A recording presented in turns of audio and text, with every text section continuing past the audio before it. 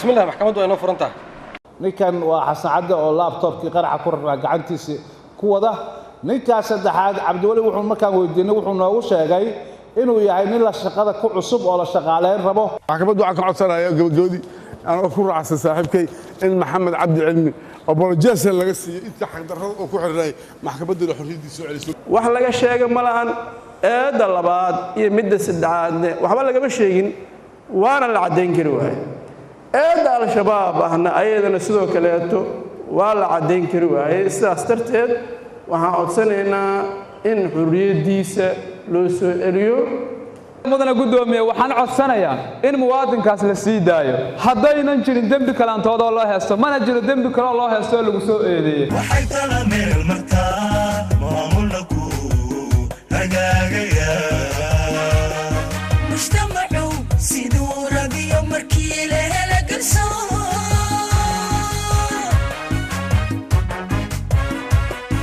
waxay tala meel martaa maamulku hagaagaya mujtamacu siduu rabiyo markii la hela garsoor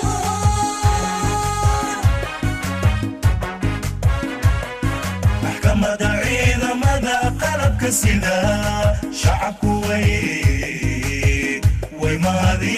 mahadiyeen maxkamadda ciidamada qalabka sida shacabku way mahadiyeen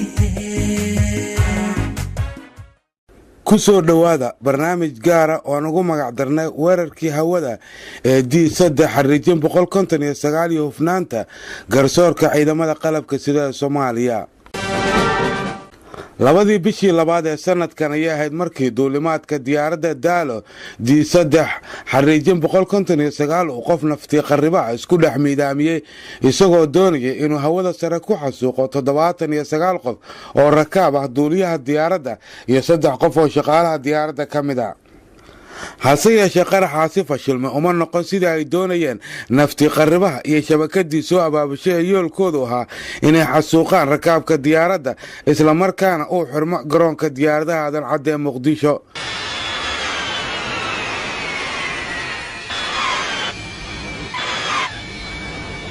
saldhigga booliska garoonka diyaaradaha aadan cadde waxay maalinkaasi markii ay diyaaradda qaraxa ka dhexdhacay soo gudbiyeen warbixin ku saabsan sida ay wax u dhaceen kadib warbixintaasi ayaa kooxda sida gaarka u tababaran ee booliska Soomaaliyeed Chad iyo khubaro caawinaysay bilaabeen baaritaan ku aadan arrintan waxayna ka bilowday baarista inay tiro koobaan rakaabkii diyaaradda saarnaa oo ahaa 80 qofood taasoo ka duushay 11:35 AM garoonka Muqdisho iyadoo duulimaadkeedu ahaa Muqdisho Jabuuti hase yeeshee markay hawada gashay diyaaraddu qiyaasii 3,000 ilaa 5,000 oo fiid ayna marayso hawada degmada Balcad ayaa qarax ka dhacay diyaaradda qaraxaasi awgiis waxaa diyaaradda gooni uga dhacay naftii halagihii watay qaraxa taasoo sababtay inay diyaaraddu dib ugu soo noqoto garoonkii ay ka duushay qiyaastii saacaddu markay ahayd 5:45 daqiiqo kooxda jid ee booliska iyo khubaradii caawinaysay waxay baaris ku sameeyeen goobtii uu qaraxa diyaaraddu ka bilowday kooxdu waxay halkaasi ka heshay hara burbur laptop haraaga googo'a boorsada laptopka iyo qaybo ka mida hilib lafo bini aadam iyo dheecaan DNA shabakadii soo abaabushay weerarkii hawada ee Daalo waxay ka tirsanayeen ugus waxayna isugu jireen ganacsato shaqaale garoon iyo shakhsiyaad kale waxayna shabakadan qorsheynayaan weerarkan inay sameeyaan 1 Febraayo oo ay baaqatay diyaaradda Turkish Airlines ayna doonayeen inay saaraan ismiidaamyaha iyo qaraxa sida ku cad muuqaalka CCTV-ga ee garoonka Cabdiwali oo ah shakhsiga labaad ee agaasima weerarka hawada ee Daalo waxa uu soo galiyay laptop uu qarax ka buuxo garoonka isagoo isku dayay jihooyin dhowr ah inuu ka soo galo garoonka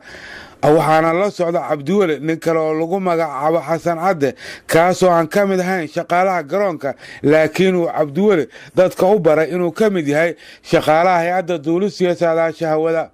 koodii bishii labaad 2016 cabbaara 19 iyo 11 daqiiqo ayaa cabdiweli iyo xasan cadde oo wada socda ay soo wada galeen gudaha airportiga. xasan caddena waxa uu gacantiisa ku waday laabtoob, balse intaysan soo gaarin albaabka ay ka galaan shaqaalaha Faafoori waxaa laabtoobka gacantiisa kula wareegay cabdiweli si ay ugu suuro gasho inuu u gudbiyo laabtoobka qaraxa xambaarsan gudaha airportiga. waxayna wada yimaadeen albaabka, hase yeeshee waa loo diiday inay wada galaan gudaha. cabdiweli ayaa waxa uu la soo baxay aqoonsigiisa shaqaalenimo, waxaana uu tusay waardiyihii albaabka joogay si loogu ogolaado in isagiyo saaxiibkiisa xasan cadde ay gudaha wada galaan, waase laga diiday. cabdiweli wuxuu la soo baxay mobile nooca loo yaqaano Nokia oo kalarkiisu buluug yahay, kuna hadlay daqiiqado. mobilekaasi oo ahaa midka gaarka u ah ee uu ku fulinayo howlihiisa. asxaabtiisa ay shabakada wadayihiinna kala xiriirayay, sidoo kalena si gaara ugu hagayay howlaha qaraxan. cabdiweli iyo saaxiibkiis xasan cadde marka ay u suurtageli weysay inay albaabka ka galaan waa ay ka soo laabteen, waxayna u dhaqaaqeen dhinaca albaabka loo yaqaano Amison Gate, laakiin ma suuro gelin. waxaa ka soo galay oo keliya cabdiweli oo xambaarsan laabtoobka qaraxa. markii uu ka soo galay albaabka Amison Gate, cabdiweli waxa uu soo maray wadada runwayga kuna yimid albaabka ay ka baxaan rakaabka diyaaradda raacaya, isagoo u soo gudbay gudaha terminaalka iyo maqaayadda cabitaanka iyo cuntada fudud ay ka cunaan rakaabka diyaaradda sugaya inta laga gaarayo wakhtiga duulista. cabdiweli gudaha waxaa ku sugaya isagoo laabtoob haya saaxiibkiis xasan cadde oo uu kaga soo tegay bannaanka isagoo sugayay inuu soo galo soona maro hubinta baarista dadka caadiga ah, maadaama uusan wadan laabtoob iyo wax laga shakin karo toona. saacaddu markay ahayd 19:41 daqiiqo ayaa xasan cadde waxa uu soo hor istaagay hubinta baarista dadka caadiga ah ee scan mashiinka loo yaqaano, wuxuuna u soo gudbay kuraasta ay fariistaan rakaabka baxaya oo ay ku ballansanaayeen cabdiweli. markii ay isku yimaadeen waxay si wada jira ugu baxeen bannaanka dhabaha diyaaradda, kana baxeen albaabka ay ka baxaan rakaabka fuulaya diyaaradda, iyagoo u leexday dhanka ujaadka ku soo degto, kuna maqnaa ilaa 45 daqiiqo. kadibna waxay ku soo laabteen gudaha howlka kuraasta ay fadhiistaan dadka rakaabka ee diyaaradda sugaya, iyagoo u gudbay dhanka maqaayadda cabitaanka iyo cuntada fudud ee gudaha garoonka. waxayna halkaasi ku ballansanaayeen naftii qaribe cabdulaahi cabdisalaam boorle si loogu wareejiyo laabtoobka qaraxa. cabdiweli oo markii hore hayay laabtoobka waxa uu ku wareejiyey xasan cadde inta uu uga imaanayo naftii halligaha. daqiiqado ka hor inta aysan is arkin waxaa koontaroolka hubinta soo maray naftii halliga cabdulaahi cabdisalaam boorle oo wata boorso laabtoob oo faaruq ah, isagoo soo maray baaritaanka lagu hubiyo dadka. sida aad ka arkaysaan muuqaalkanna waxa uu watay boorso ay ku dhex jiraan caday iyo waxyaabo la mida oo uu la galay gudaha garoonka. kadibna wuxuu u soo gudbay gudaha howlka ay fadhiistaan rakaabka diyaaradda raacaya, waana uu fadhiistay.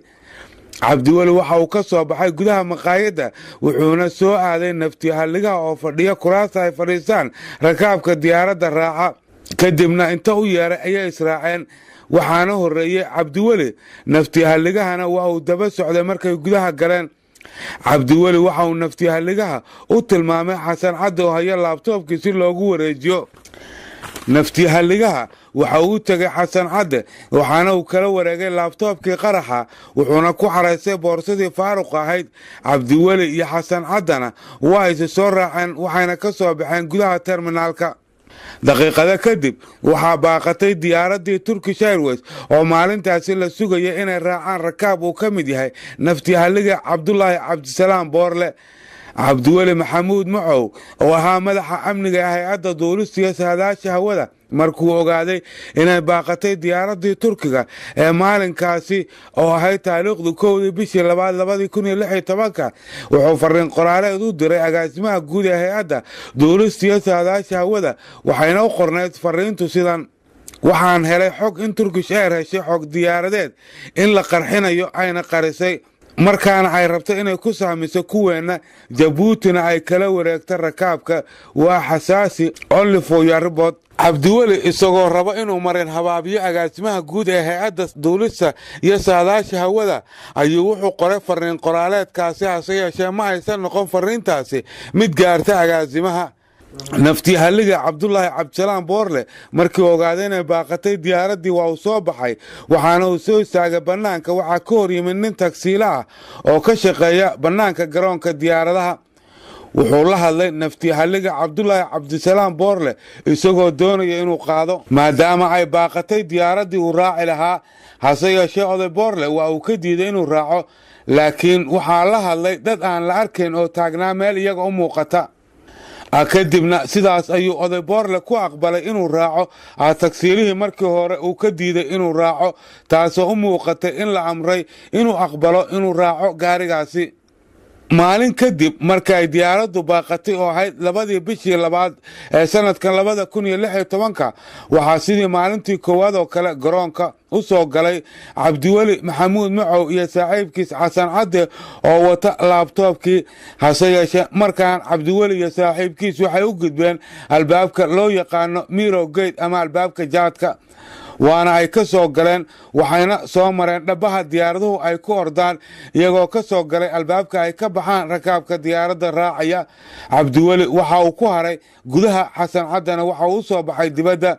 daqiiqado kadib waxaa dib ugu soo noqday gudaha garoonka xasan cadde uu la socdo sargaal boolis oo ka tirsan saldhigga aeroboorka xasan cadde waxa uu soo maray kontaroolka hubinta laabtoobkii uu watana waxa uu soo mariyey 2 iskaan ee mashiinada ah ee wax lagu baaro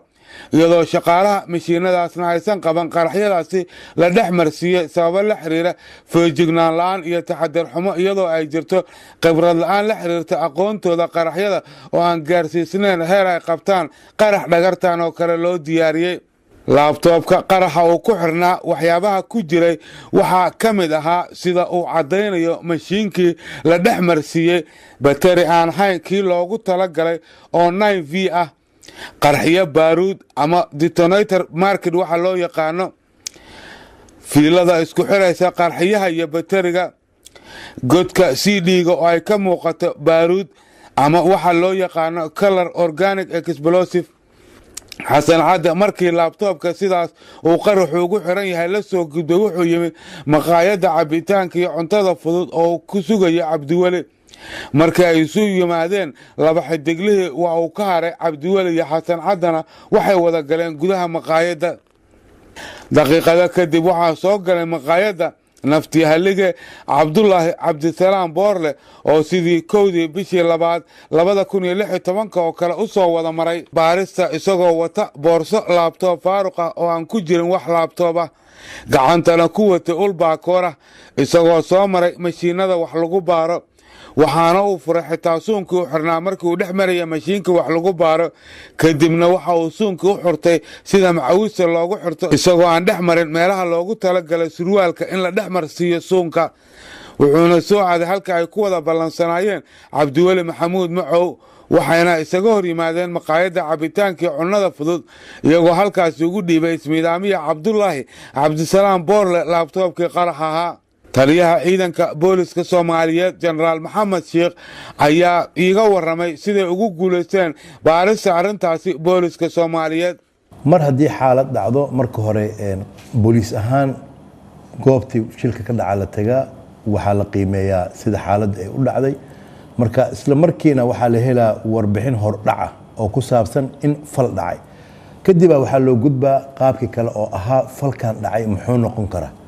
ma fal argagixisa ma fal loo adeegsaday wax qarxa ma fal kala yani marka runtii hoggaanka baarista dambiyada ee booliiska oo ay gacan siinayaan muxuu ahaa dhalinyarada loo soo tababaray habka cusub ee loo kontrolo markii meel shil ka dhaco shilka noocu raba ha ahaado markuu shil dhaco wuxuu hadda booliiska Soomaaliyeed uu ku guuleystay in loo tababaro oo qalabkii lagu qaadayay marag muujinta meesha falkaas ka dhacay soo ururintiisa oo aad runtii aad garan kartid yani muddo badan dib aan ku qaban jirnay waa hadii xaalad dhacdo meesha waa lagu yaacaa dad badan imaado marka tan waxaan u maamulnay si aad iyo aad u qurux badan oo daalo korkeed ayuu falka ka dhacay marag muujintii laga soo qaaday oo haday ahaan lahayd ma arkano dhiig iyo waxyaalaha bani aadanka ka go'ay iyo haday ahaan lahayd waxyaala qarax loo adeegsado u eg oo ah yani wax kan loo yaqaano maadooyinka la isku keenay iyo laptop oo burburay marka arimahaas kulay waxa waay kiiskii si fiican loo baaray haddana maxkamadu jira cabdulaahi xaashi cabdi carays oo hadda baxsad ka ah hay-adaha ammaanka waa gacanta koowaad ee weerarkii hawada daalo waa howlfuliyaha ugus ee muqdisho waxa uu ku gamban jiray inuu yahay ganacsado isagoo u qaabilsanaa al-shabaab qaadista lacagaha baadda ay ka qaadaan ganacsatada iyo shirkadaha waxa uu sidoo kale ahaa maalgeliyaha weerarada argagixisanimo ay ka sameeyaan muqdisho iyo diyaarinta gawaarida qaraxyada ay u isticmaalaan ugus waxa uu ahaa sidoo kale maskaxdii ka dambaysay in la qarxiyo diyaaradda daalo si loo xiro garoonka diyaaradaha muqdisho islamarkaana go'doon loo geliyo caasimadda muqdisho halkan waa afariirdoodka xamarweyne waa bartii ay ku taallay carwada carays ee lagu diyaarin jiray qaraxyada wiilashanna waxay ahaayeen gacanyarayaashii carays oo u geli jiray carwada waxayna hadda ku xiran yihiin xabsiga dhexe ee muqdisho laakiin kama aysan warhayn dhagarta carays halkan ku maleegayo waxayna mareen habka cadaaladda waxay carwadan qaban jirtay shaqooyin ay ka mid tahay in lagu dhex diyaariyo habeenkii qaraxyada inay dhigtaan bastooladleyda ugus hubkooda in lagu siiyo lacagaha dhagarqabayaasha ugus iyo in lagu aruuriyo lacagta baadda ay ugus qaataan carays oo hadda baxsad ku maqan waxaa laga soo qaaday gurigiisa naqshadan taasoo ah tii lagu qorsheeyey weerarkii hawada ee diyaaradda daalo D3 xariijin 159 waxaa ka muuqata kursiga uu ku fadhiisanayo diyaaradda ismiidaamiye cabdulaahi cabdisalaam boorle si ay u suurto gasho inuu gaaro qaraxa haanta shidaalka diyaaradda taasoo sababaysa inay gebi ahaanba burburto diyaaradda saacaddu markay ahayd 18:35 taariikhduna ahayd 2 bishii labaad waxaa hogaanka baarista dembiyada CID la keenay meydka nin lagu sheegay inuu diyaaradda ka dhacay markay qaraxday oo qaar jirkiisa ka mid ah ay maqan yihiin oo ay soo heleen dad reer miyi ah oo ku nool lawaaxiga degmada Balcad ayna keeneen ciidanka xoogga dalka Soomaaliyeed oo halkaa deganaa kooxda jid iyo khubaradoodu marka ay tirakoob ku sameeyeen rakaabkii saarnaa diyaaradda waxay ogaadeen in qofka maqan ee diyaaradda ka dhacay uu yahay nafti qarriba boorle kooxdu waxay baaris u dirtay nooca otaabsiyaha loo yaqaano haraaga meydka iyo qaybo ka mid ah hilibkiisa oo laga helay kursigii qaraxu ka bilowday korkiisa si loo ogaado sababta qaraxa baaristii haraagii meydka dhakhtarka wuxuu soo cadeeyey inuu ahaa nin sitay qarax explosive kadib markii jirkiisa laga helay baaruud ayna islahaadeen dheecaankii laga dulqaaday kursigii uu ku fadhiyey naftii qarribe cabdulaahi cabdisalaam boorle waxa uu watay baasaboor Soomaaliya nambarkiisuna uu yahay B4913 wuxuuna soo baxay baasaboorkan 26 bishii 2016 iyadoo loogu sameeyay habka online-ka waxaana u dalbay baasaboorkaasi samayntiisa nin ganacsi ku haysta Muqdisho waxaana dalabkaas baasaboorkaasi u keenay isaguna nin kale oo ka ganacsada gaadiidka kaas oo isagu lagu magacaabo Cali Nuur Salaad iyadoo ninka ganacsadaha baabuur dhowr ah oo hore looga gaday ay qarxeen waxaana u fudeeyay samaynta baasaboorkaasi nin ka tirsan shaqaalaha hogaanka socdaalka jinsiyadaha Soomaaliya iyadoona ay ku baxday samaynta baasaboorkaasi lacag dhan $250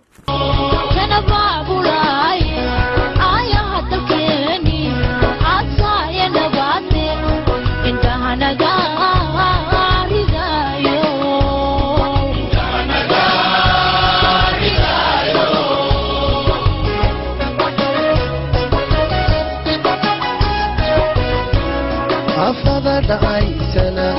لو إرمانتو إداد قشون خريج واتكيس الميني أمني يودتينو هو دوكسوني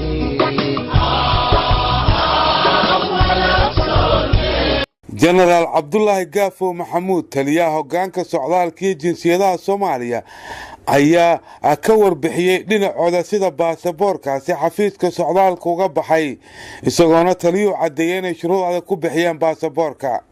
sarkaal ka tirsan immigrationka ayaa ii yimid wuxuu taliyo ninkan abtigay waaye waa jiran yahay cudurkan kansarka uu qabaa ma imaan karo mana keeni karo maxaad ka leedahay waxaan u maleynayaa taas ani mas'uuliyaddan ka qaatay halkaas tag soo qor inuu abtigaa yahay mas'uul adiga ah ka tahay wuu soo qoray teesaraha sawirkiis ku soo dhajiyaan adiga tahay qofkan warkaan qoray uu ku dhajiyay haddii oo hadda magashi tagay waa la siinahay sama laakiin ninkaas xaqiiq la'aan wax lagu siin ninkii marka sarkaalka ahay hadduu shaab yahay waa shaab maxkamadda ku cadeyn doonto hadduu tuug laalush qaatay oo laalush la siiyana asay ku cadaanay damigaas marka meel ay leedahay immigration malaha nin baa qaaqaray ninkii in la saamino way fiican tahay in la saamino ka si fiican oo mar la saamini doono laakiin dadaalkaas sameeyna maxay tahay cabdullaahi gaafo maxamuud alayhi hada anaa ka wakiil abtagay waay sawirkaada ku dhaji waa ku dhajisay wax alla wixii kale halka mas'uulka wixii ka yimid mas'uulka markaas loo ku jira markaas saamireeda quranayo haddii kale hadduu tagi lahay meesha baasaboorada qof Soomaaliya waa dhinaca basbaar raba wala siinahay Soomaan marka aniga hay'adaha nabadgelyada waxaan leeyahay ninkan weli waxa dhiman in wax la soo sheego jenaraal gaafo waxa uu dhinaca kale sheegay inay adkeeyeen habka bixinta baasaboorada isla markaana ay dhici karto mararka qaarkood duruufo qasbaya in online lagu bixiyo baasaboorada sabab la xiriira muwaadiniin Soomaaliyeed oo caalamka ku kala firirsan online ka waa joojinay laakiin wax la joojin kara ma hadda dhibaatada ugu weyn oo bini'aadamka ayaa jirto barsiisa online waxa loo keenay waxa waaye qof dhiban hadda haddii oo shil dhaco oo qofka ma garo oo takhtar yiraahdo qofkan lama daawo kara la qaado maxaa sameynaysaa maxaa sameyn kartaa waxa lama sameyn karo min u dhinta miya waa in loo helaa habka loo siyaabo sabarka online la yiraahdaa ko hadda barbarinka uuna taagan markaan joojinay 37 dhalinyaro oo Filibiin wax ku barato oo jaamacadaha ku jiro oo qaarkood ay yihiin semesterka 6 iyo 7 ayaa baasaboorka ka dhixin haddayna baasaboor loo cusboonaysiin aan baasaboor haysanina waxa waaye jaamacadu ninku bardareynaya marka online sida waxa loogu talagalay in dhibaato looga fujiyo qof looguma talagelin in wax barnaamijta noqdo barnaamijta maan barnaamijta waa ka joojinay tii kale dadka dhibanna sida loo raadinaa jidka hore ka duwan nafti haligaha tigidkiisa waxaa laga soo jiray Angola kaashahan socodkiisuna wuxuu ahaa Muqdisho Istanbul Mumbai Hindiya waxaa 3 maalin kadib qaraxay diyaaradda Daalo 5 bishii 2016 saacadu markii ahayd 9:30 subaxnimo qarax lagu dhajiyay gaari uu waday Xasan Maxamed Axmed Xasan Cade baabuurkaasi waxaa lahaa Cabdiweli Maxamuud Macow qaraxaas oo sababay inuu geeriyoodo Xasan Cade taasoo noqotay mid lagu doonayay in kiiska la xiriira diyaaradda D359 lagu soo afjaro oo aan la helin xog la xiriira qaraxa ciidamada sida gaarka u tababaran ee booliska Soomaaliyeed ee jid ayaa iyaguna waxa ay wax weyn ka bedeleen amniga garoonka diyaaradaha Aadan Cadde kooxda sida gaarka u tababaran ee booliska ee jid ayaa iyaguna inta aan la gaarin mishiinada wax lagu baaro waxa ay barxadda garoonka diyaaradaha Aadan Cadde ku baaraan dhammaan qalabka la saarayo diyaaradaha ka duulaya garoonka diyaaradaha Aadan Cadde taasoo ka mid ah xaqiijinta amniga taliye ku-xigeenka kooxda jid ee booliska ee iyagu hadda ka howlgala gudaha garoonka diyaaradaha Aadan Cadde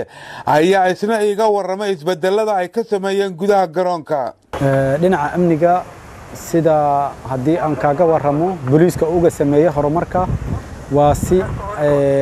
okay ah heer sare ah sideeda banaan booliisku meel walba uu joogo wuxuu leeyahay shaqo wada si joogto ah la isula qabto haddaan adi arkaysid oo inta ka shaqeynayo ama aan ku howlanahay baaritaankan wixii baasajeeri oo dhamo baxaya anigu si toos ah waxa ay la xiriiraya taliyaha saldhiga iyo taliyaha ciidanka booliiska Soomaaliyeed wixii dhan oo meeshan wax dhinho caqabada hadii aan aragno ama baag aan la kulanno ama wax kale aan la kulanno waxa isla markaas waxa go'aan ka gaaraya degdeg ah oo toos ula xiriiraya taliyaha ciidanka booliiska Soomaaliyeed anaguna shaqadayna heegan ayaan u nahay markasta meeshan airportkan shaqadeeda waxay u socotaa booliiska oo uga howlgala ama macnaha u qabta si habsami leh shacabka waa arkaysaa macnaha maaragtay maanta dhamaad ku soo dhex jirtay sidaas ala awgeed waad ka warrami kartaa adiga naftirkaaga Afrika booliiska dhibka ay hayaan iyo sida ay u kala gudbinayaan shacabka sida ay macnaha maaragtay ugu heelanka ay yihiin sidaas awgeed waxaan ku sheegayaa ama macnaha maaragtay ku farayaa in booliisku dhabarka oo u xirtay in uu shacabkiisa ka samata bixiyo wixii dhibaato ah sidaas ala awgeed booliisku wuxuu hayaa hawl muhiim ah taliyaha ciidanka booliiskana uu u leeyahay heegan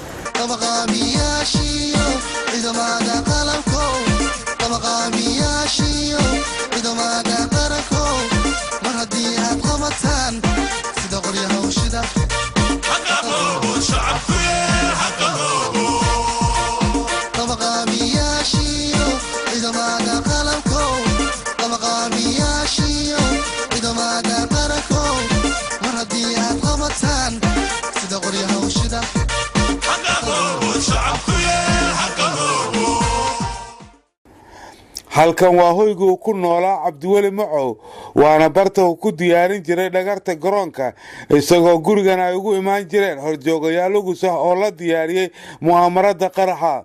waxayna gurigan qoyska Cabdiweli ka guureen markii isaga la qabtay sabab la xiriira xaafadii oo dhan oo ka shakisay agabi ahaanba qoyska loona arkay inay dhibaato ku yihiin amniga dadka deegaanka taariikhdu markay ahayd 13 bishan waxay kooxda booliska ee Jad u tageen baaritaan hogaanka baarista dambiyada Niza halkaas oo ay ku xirnaayeen maxaabiista loo haystay kiiska garoonka diyaaradaha Aadan Caddo waxayna halkaasi kula kulmeen kooxda Jad Cabdiweli iyagoona halkaasi uu Cabdiweli u cadeeyay inay wada socdeen isagii Xasan Cadde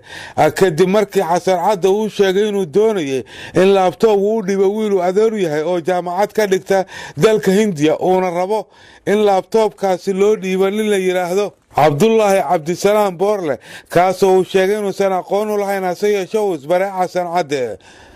sidoo kale Cabdiweli waxa uu u sheegtay kooxda Jad ee booliska in Xasan Cadde isaga ay saaxiibo ahaayeen waliba Xasan Cadde oo ku noolaa guriga Cabdiweli inta badan waxaase baarista boolisku ay cadeynaysaa inaysan waxba ka jirin cunugu dhalay Xasan Cadde oo laabtoob loo dhiibayay sidaasna ay xaqiijiyeen qoyskii Xasan Cadde oo booliska Soomaaliyeed ay qoraal ka sameeyeen kooxda booliska Jad waxay gabagabadii baaristooda ka soo saareen natiijadan kadib markii ay si dhaba u baareen kooxda Jad tixraaceen dhaqdhaqaaqa kaamirada CCTV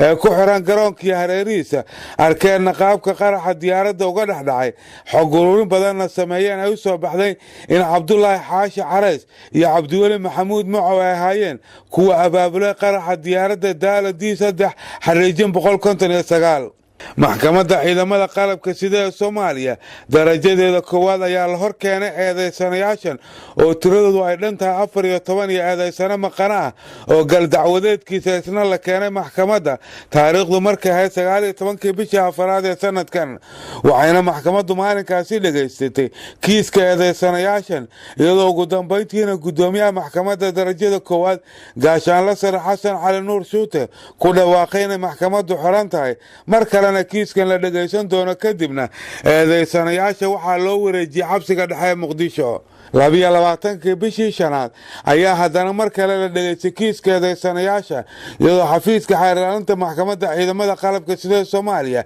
ay gudbiyeen eedda loo haystay mid walba oo ka mid ah eedeysanayaashan waxaana maalinkaasi uu gudoomiyaha maxkamadda darajada koowaad gaashaanle sare Xasan Cali Nuur Shuute ka hor aqriyay maxkamadda eedda loo haystay kooxdan iyadoo sidoo kalena eedeysanayaasha mid loo weydiiyay ku lug lahaanshooda arrintan waxaa sidoo kale maxkamadda la hor keenay marqaatiyaal ka marag furayay kiiskan iyadoo sidoo kalena la dhageystay dooda abukaatayaashii difaacayay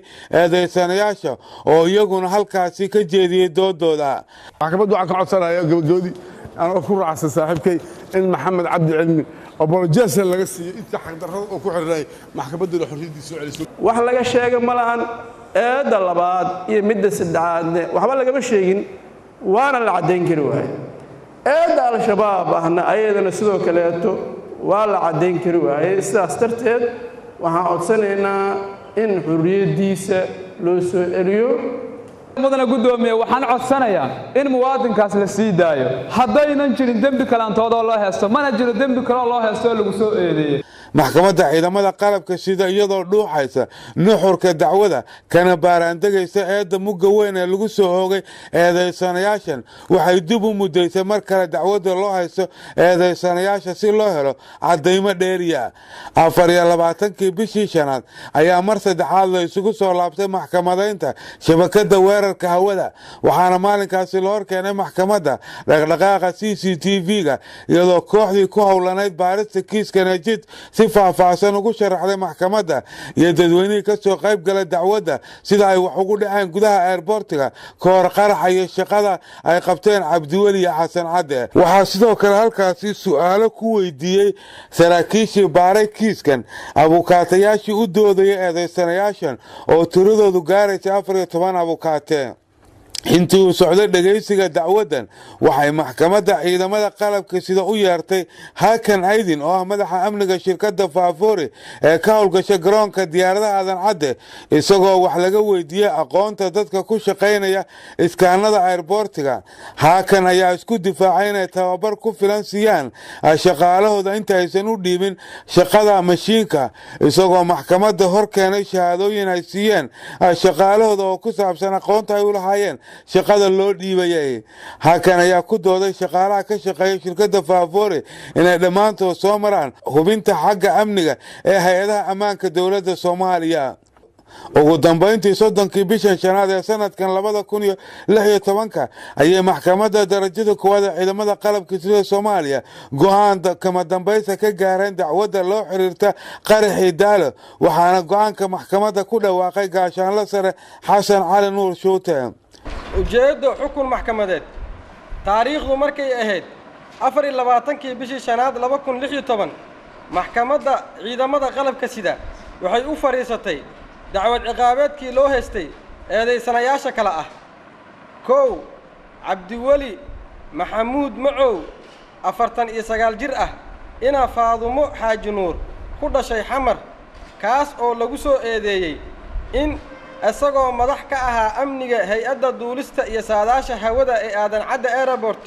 uu kowdii bishii labaad 2016 geliyay airportka laptop qarax lagu soo xiray una dhiibay ismidaamiye Cabdullaahi Cabdisalaam Boorle asagoo u diyaariyay in uu saaro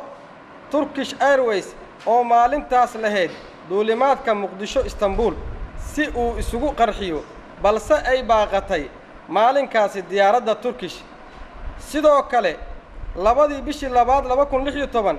wuxuu mar kale soo geliyay gudaha airportka laptopkii qaraxa ahaa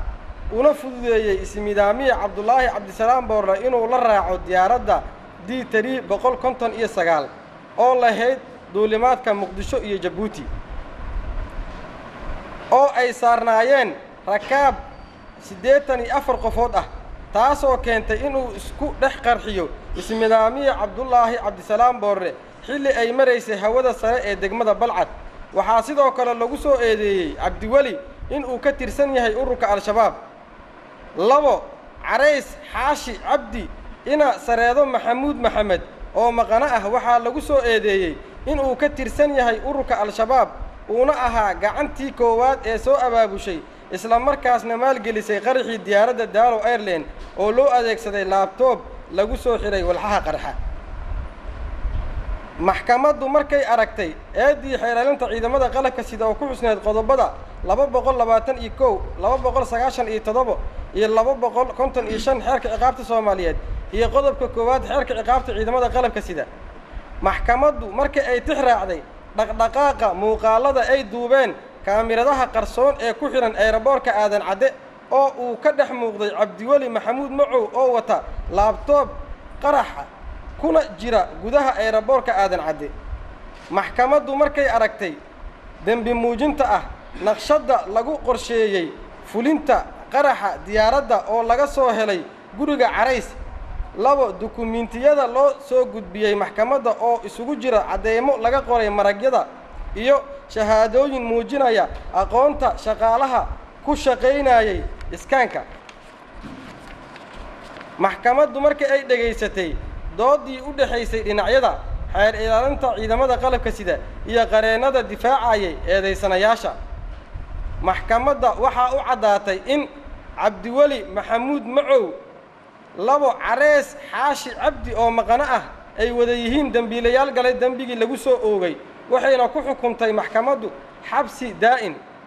sidoo kale abshir maxamed macalin axmed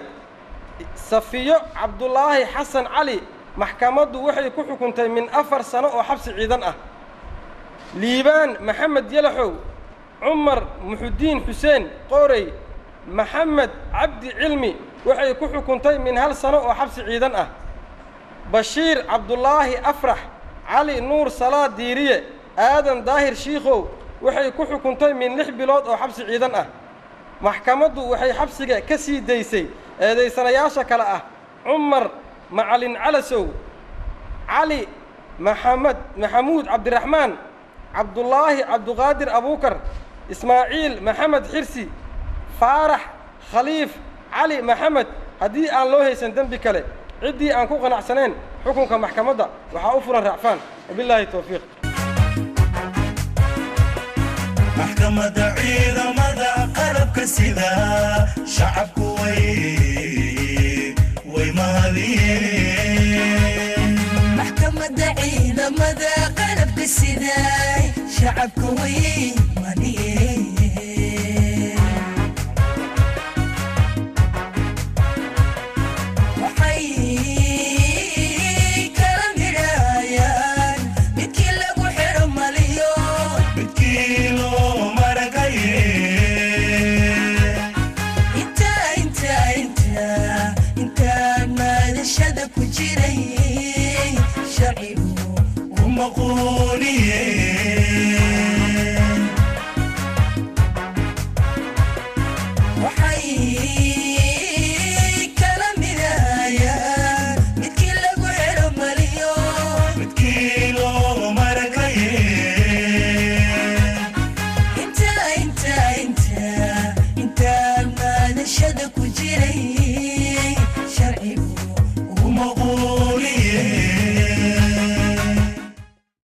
maxkamadda ciidamada qalabka sida ee Soomaaliya waxay kiiska qaraxa daala galisay waqti badan hubin iyadoo ugu yaraan 3 mar dhageysatay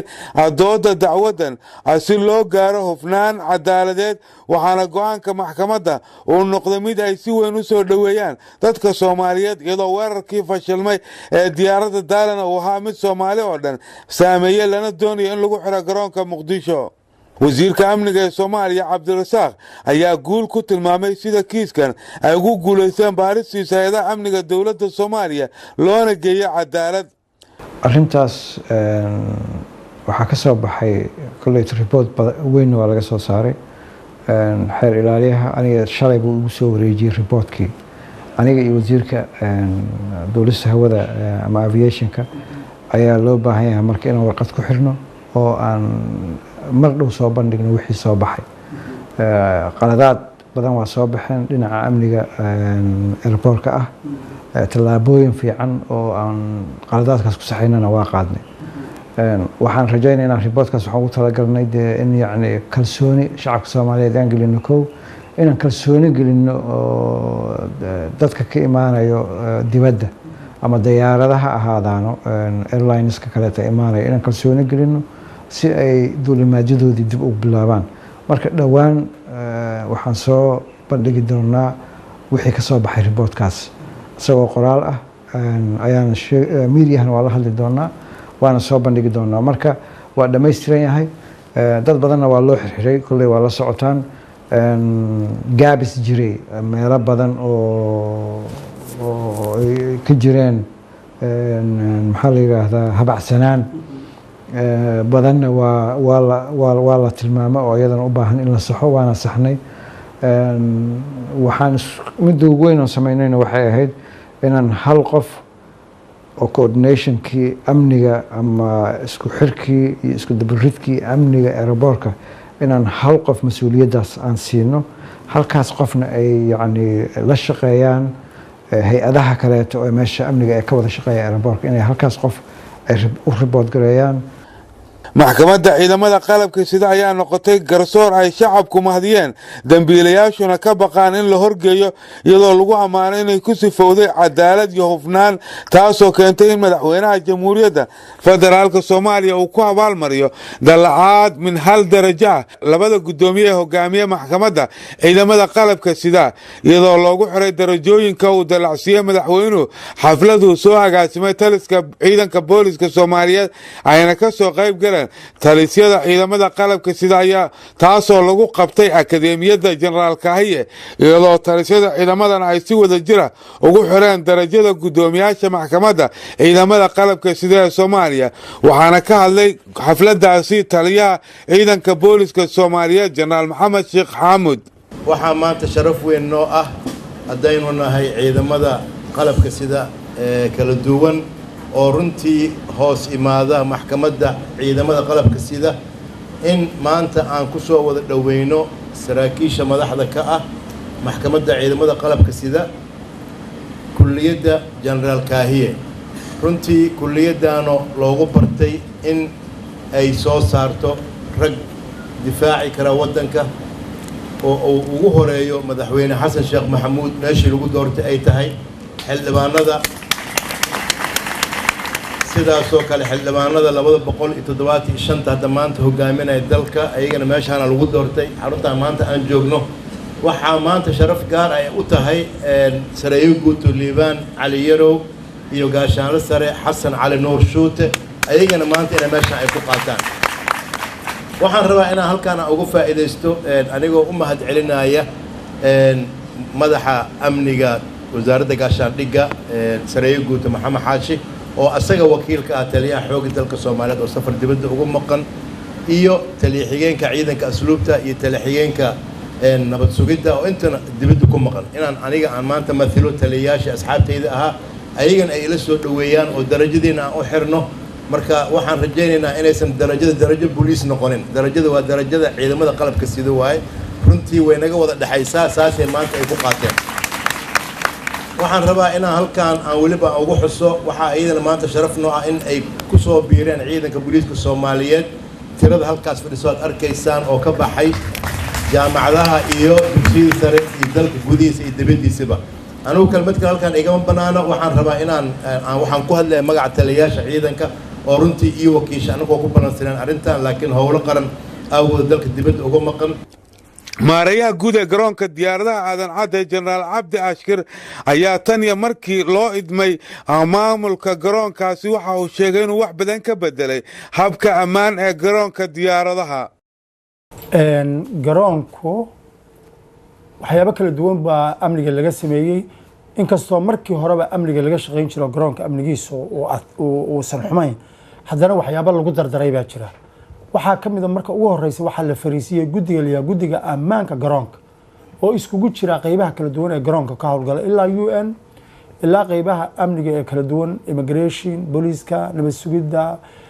shirkadda garoonka terminalkiisa hadda gacanta ku hayso Favori la yiraahdo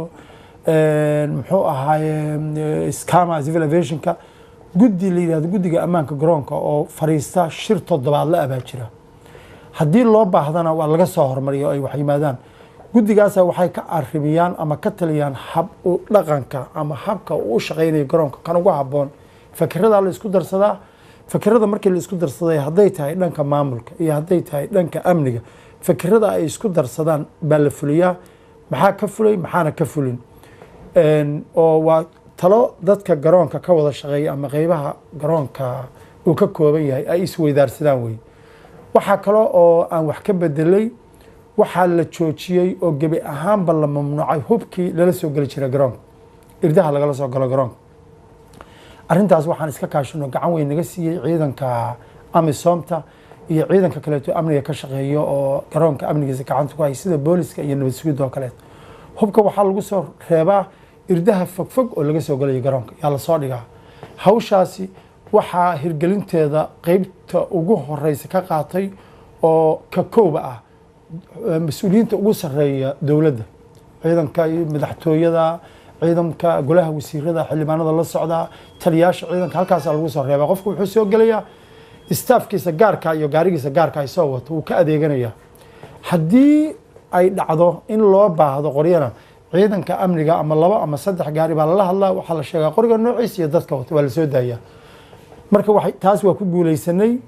oo hubkii garoonka dhexdiisa waa laga daayay waxaa kaloo la joojiyey dadka iska soo dhaweynayay oo garoonka waxaa soo geli kara dadka dhoofaya ama dadka ka shaqeeya dad kale waa la reebaa oo meel lagu reebay leeyihin intaas haddii la sameeyey oo ay saas jirto waxaa kale oo amniga qayb ka ah oo lagu soo koriyey garoonka ilaa intii shil ka dhacay kadib xayawaanaadkan aad wax u uriyo oo eyga ayaa lagu soo koriyey oo tababaro fiican qaba markii iskaanada la mariyo oo wax walba la mariyo isaguna tababaro gaar oo waxyaabaha qaraxyada laga sameeyey oo kale ku tababaran yahay inkastoo tababaradooda ay kala duwan yihiin kuwaasna waa lagu soo kordhiyey garoonka jenaraal cabdi ashkir waxa uu dhinaca kale sheegay inuu garoonku sugayo inuu dhowaan soo gaaraan duulimaadyo caalami oo la mid ah kuwa Turkish Airlines guud ahaan barnaamijkeennii weerarkii hawada ee D3 xariijin 159 iyo garsoorka ciidamada qalabka sida Soomaaliya waa naga intaa intaan barnaamij midkan la mid ah ku kulmayno aniga Maxamed Cabdi Foornaba waxaan idin leenahay nabadiino محكمة ciidamada qalabka sida shacabku way mahadiyeen maxkamadda ciidamada qalabka sida shacabku way mahadiyeen